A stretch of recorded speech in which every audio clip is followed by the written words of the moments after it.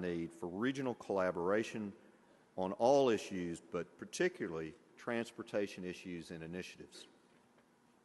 A business person is always looking for ways to provide the same or even better service for less money.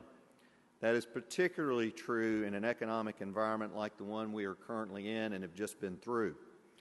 I believe we as taxpayers could save a lot of money if we encourage our communities to consider pooling resources in an effort to reduce expenses.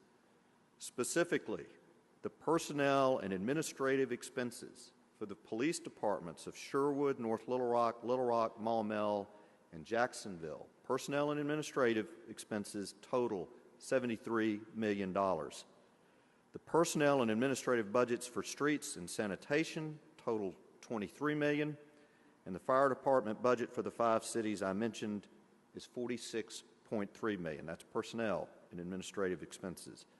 In 2009, Pulaski County's personnel expenses for similar services was $13.5 million. That means we spend $155.8 million amongst us for these services. I think the most misleading word our government officials use is describing tax receipts as revenue.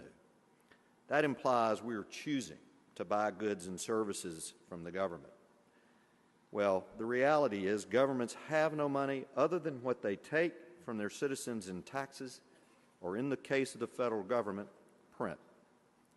This is our money, and I think we should strongly encourage our elected officials to find ways to combine services and save us money. Then we might be able to give the people who work in these areas raises without increasing taxes or taking money from other areas of the budget. While we receive good news on the county jail today, we might even find money to expand it. An 1,130-bed facility doesn't sound nearly big enough for an area of our size.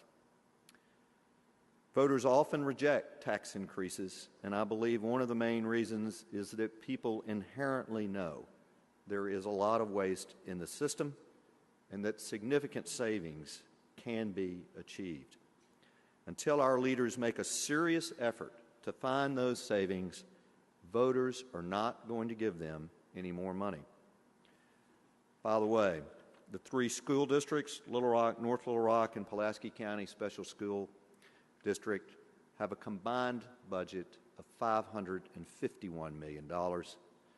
Think there's some savings there? I'd kind of be willing to bet that there are. Now, saving money is great, but economic growth is what we all want to achieve. And regional economic development began in 2005, and as Hugh mentioned, it has been phenomenally successful. But I'm going to repeat some of the things he said just to emphasize it. But we have now announced over 11,000 new jobs, $431 million in new payroll, and $1.2 billion in new capital investment. And as Hugh said, this was not the best of times in the economy. But this is a tremendous achievement, and I think it shows what can be done when we work together as a region. We need to keep this going and expand it whenever we can. Now, I want to take a moment to talk about 3 very important economic engines that we need to never take for granted and should always be looking at ways to encourage, enhance, and appreciate what they provide and what they mean to the economic vitality of Central Arkansas. They're not the type of businesses that are going to pack up and move somewhere else, but that doesn't mean we should ever ignore them. Now, in full disclosure, until I walked over here today, I did not know St. Vincent's was a major sponsor of this event today. But the first area I want to talk about is healthcare. And I'm sure everyone has an opinion on the new healthcare legislation that's now deemed to be, at least in part, unconstitutional. I know I've got one, but that's another topic for another time. I'm talking about healthcare jobs and the kind of high-tech, high-skilled, well-paying jobs that communities are always looking to attract. Did you know that in Pulaski County, the medical community provides a total of 24,000 jobs for men and women of Central Arkansas? That is larger than the population of many cities in our state. St. Vincent's, Baptist Health, UAMS, which includes Arkansas Children's Hospital, are terrific assets for our community. According to UALR, their combined economic impact comes to $2.85 billion. And if we want to be fair in referring to ourselves as an economic region, those numbers don't even take into account the hospitals and clinics in Benton, Conway, Searcy, Hot Springs, Pine Bluff. Now, I don't think Peter Banco, Russ Harrington, or Dr. Ron are going to propose moving their fine facilities somewhere else, but are we doing enough to support, encourage, and enhance these incredible economic engines that serve not only the region, but in many cases, the world? They provide us with first-class health care, and not to mention world-class medical research. Another institution we ought to support is the University of Arkansas at Little Rock. 5,800 direct and indirect jobs are generated by UALR. UALR provides higher education to more than 13,000 students and an economic impact on the region of over $242 million. It is no longer the commuter school that people once knew. Dr. Anderson, you should be saluted for the leadership you and the people who work for you have provided us in learning how to think regionally.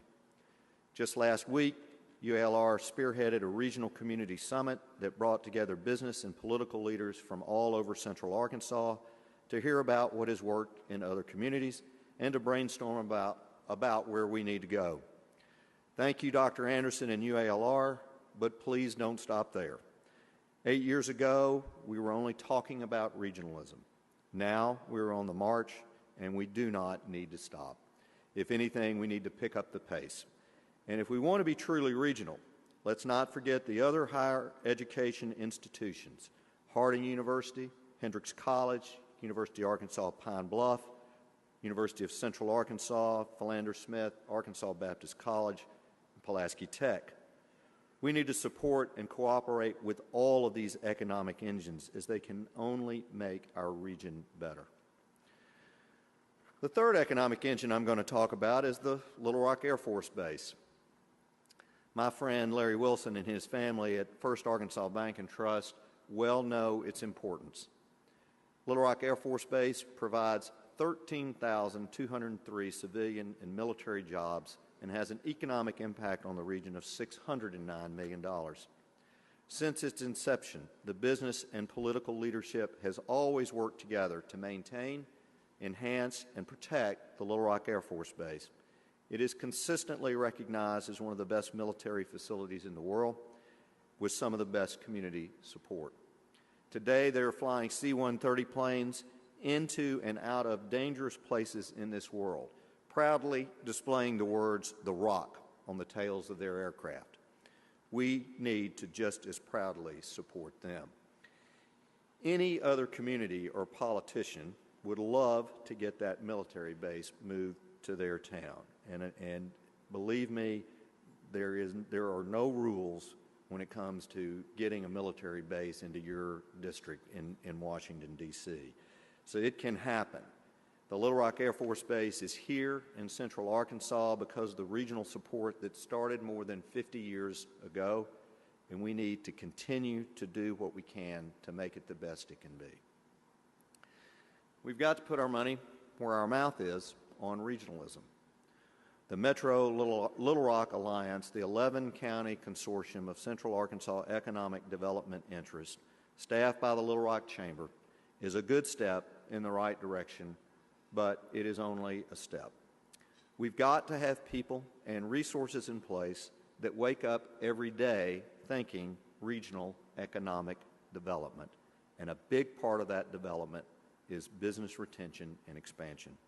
We should never take for granted the businesses that are here and that are successful. So finally, one last thought. I heard my friend Kevin Crass suggested this the other day, and I'm quick to copy or take good ideas that I hear from some other place and try to adopt them, but I thought this sounded like a good one. He said, what would be wrong with a tax deduction for dollars dedicated to economic development? And I'm sure we're all going to leave here saying we're for the concept of regional economic development, but I'm also sure it's only a matter of time before Jay Cheshire and some of his colleagues come to those of us in business and ask us to provide the financial support. Regional development is already happening in our competitor cities, and it needs to happen here. A tax incentive for businesses to support such an effort would make it that much easier for the business community that is here to contribute. You know, my family has always believed in this state and its people. Arkansas provided a platform for two brothers from Prattsville to make a difference in their own lives, the community, and across the world. I am honored to carry on the traditions and the business established by my Uncle Whit and my father Jack, and I'm proud and honored to do it from a region the world knows as Little Rock.